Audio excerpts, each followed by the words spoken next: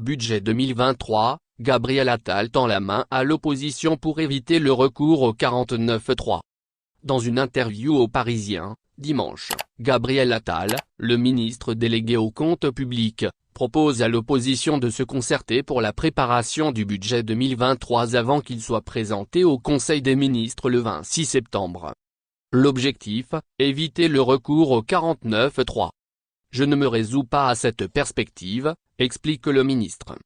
Le 49.3 permet au gouvernement, après délibération du Conseil des ministres, de faire passer à l'Assemblée nationale un texte sans vote.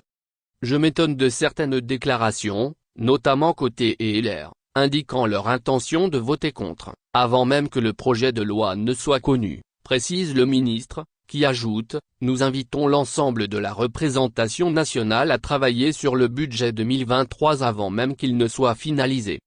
Pour ce faire, Gabriel Attal propose la tenue des dialogues de Bercy, proposés à tous les parlementaires des commissions des finances de l'Assemblée et du Sénat, majorité comme opposition.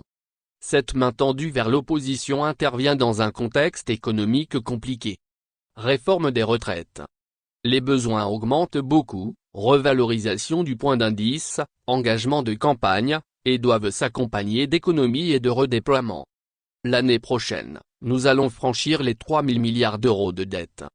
Si nous voulons financer nos priorités, comme la transition écologique, sans augmenter les impôts, le seul moyen, c'est d'augmenter la quantité de travail dans notre pays.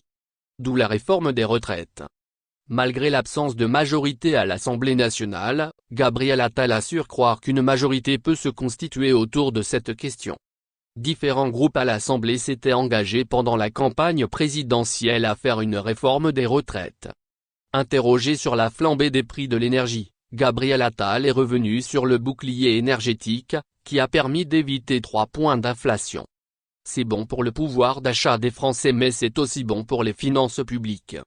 Quant à la facture électrique, le ministre estime qu'une augmentation de 10 à 20% l'an prochain est une possibilité. Il y aura une hausse, mais ça ne sera pas 40% comme en Allemagne. Merci de bien vouloir activer la cloche et de cliquer sur j'aime.